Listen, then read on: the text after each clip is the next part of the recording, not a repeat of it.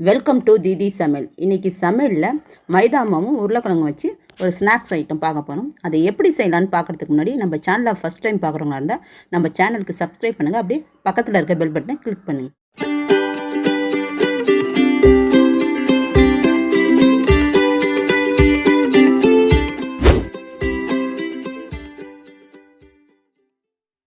வாங்க எப்படி செய்யலான்னு பார்க்கலாம். முதல்ல ஒரு பவுல் எடுத்துக்கோங்க. இந்த பவுலில் ஒரு கப்பு மைதா மாவு, அது ஒரு 1/4 கிலோ இருக்கும், அதை போட்டுக்கோங்க. மைதா மாவுக்கு பதில் நீங்கள் கோதுமை மாவு கூட யூஸ் பண்ணிக்கோங்க. ஒரு 1/2 ஸ்பூன் ஓமம் போடுங்க. ஓமத்தை கையில் நல்லா கசக்கி விட்டு போடுங்க. ஏன்னா இது வாசனைக்காக. நல்லா கசக்கும் போது வாசனை நல்லா வரும். நல்லா நிமிட்டி விட்டு போடுங்க. நல்லா ஃப்ளேவர் நல்லா கிடைக்கும். ஒன்று, இந்த ஓமம் போடுறதுனால செரிமான பிரச்சனை இருக்காது, நல்லா டைஜஷன் ஆகும். அதுக்காக ஓமம் போடுறது பார்க்குறதுக்கும் அழகாக இருக்கும். ஒரு 1/4 டீஸ்பூன் உப்பு போட்டுக்கோங்க, உங்கள் சுவைக்கு ஏற்ற மாதிரி.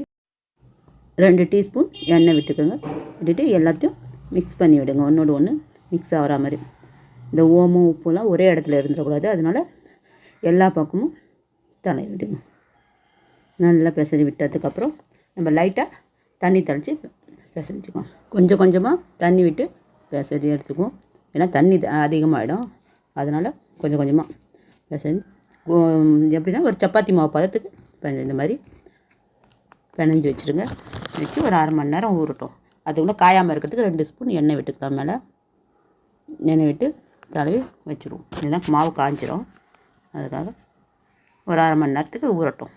அதுக்குள்ளே நம்ம இது உள்ளே வைக்க வேண்டிய பூரணத்தை ரெடி பண்ணுவோம். வாங்க பூரணம் எப்படி செய்யுதுன்னு பார்க்கலாம். மூடி வச்சுட்டு பூரணம் எப்படி செய்யுதுன்னு பார்க்கலாம். ஒரு அடுப்பில் நான்ஸ்டிக் தவா வச்சுங்க. வச்சுட்டு அதில் ஒரு 2-3 ஸ்பூன் எண்ணெய் விட்டுக்குங்க.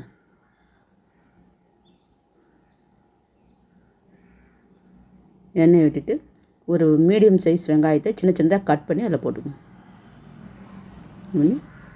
பச்சை வாசனை போக அதை நல்லா வதக்கி விடுங்க. அதுக்கு முன்னாடி நம்ம ஒரு 2 உருளைக்கிழங்க நல்லா வேக வச்சு நல்லா மசிச்சு வச்சுக்குவோம்.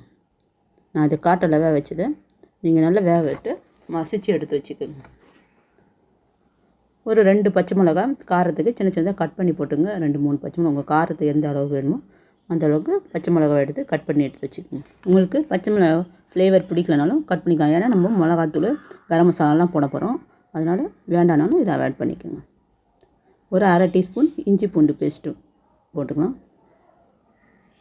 ஒரு 1/4 டீஸ்பூன் தனியாத்தூள்,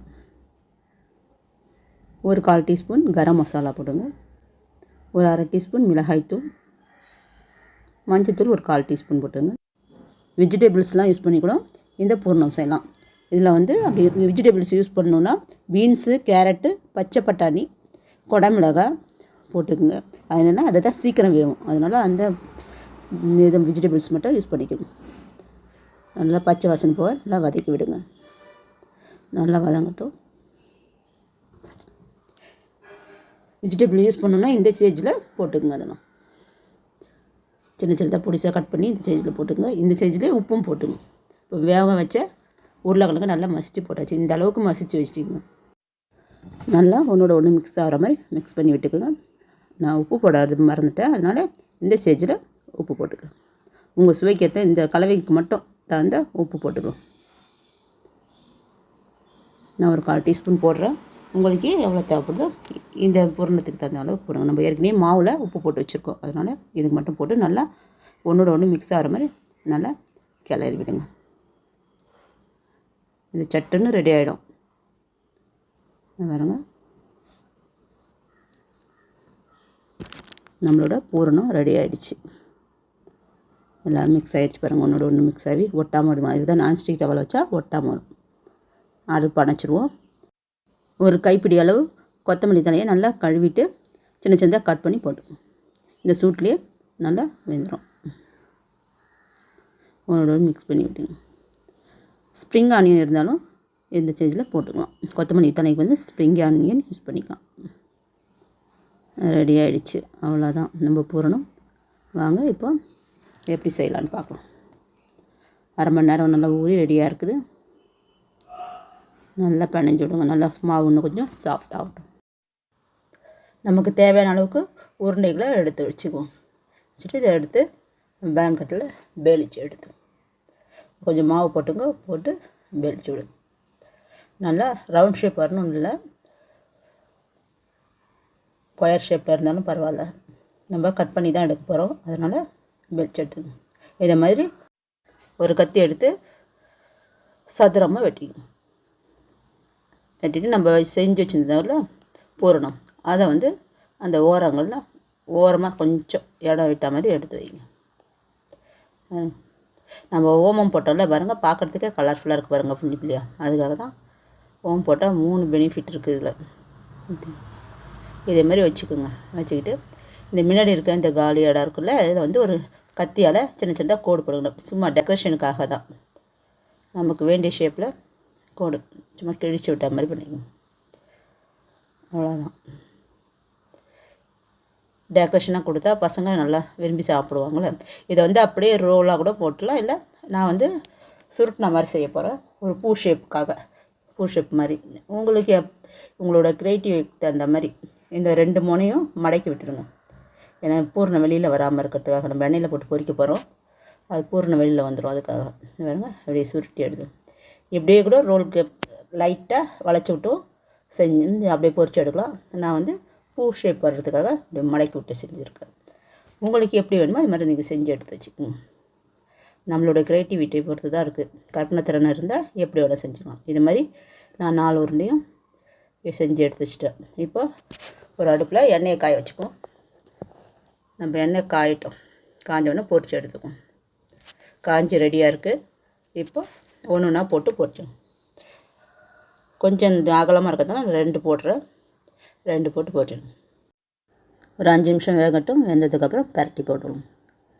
மெதுவாக பரட்டி விடும்போது மெதுவாக கேர்ஃபுல்லாக பண்ணுங்கள், எண்ணெய் தரிக்க வாய்ப்பு இருக்குது. நல்லா வேகட்டும். இந்த பக்கமும் அது நல்லா வெந்து கோல்டன் ப்ரௌன் கலரில் வரணும். மீடியம் ஃப்ளேம்லேயே வச்சு அதை பொரிச்சிடுங்க. ஹை ஃப்ளேமில் வைக்க வேண்டாம். பாருங்கள் கலர் சேஞ்ச் ஆகுது பாருங்கள், அழகாக கோல்டன் ப்ரௌன் கலரில் வரும்போது நம்ம எடுத்துடலாம். பாருங்கள் வந்துடுச்சு பாருங்கள். இப்போ ஒரு பிளேட்டுக்கு மாற்றிடும். இதே மாதிரி அந்த 2ஐயும் பொரித்து எடுத்துக்கணும்.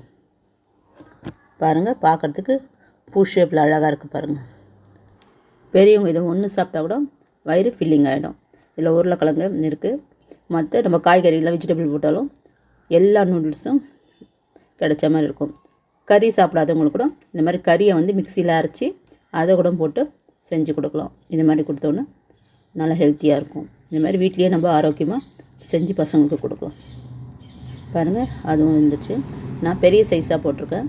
பசங்களுக்குன்னா ஒரு சின்ன சைஸாக கூட போட்டுக்கோங்க. நல்லா பெருசாக இருக்குது பாருங்கள், அழகாக இருக்குது பாருங்கள். இதை மாதிரி க்ரியேட்டிவாக செஞ்சுக்கணுங்க. நல்லா எண்ணெயெல்லாம் வடிச்சிட்டு எடுத்து வச்சுருங்க.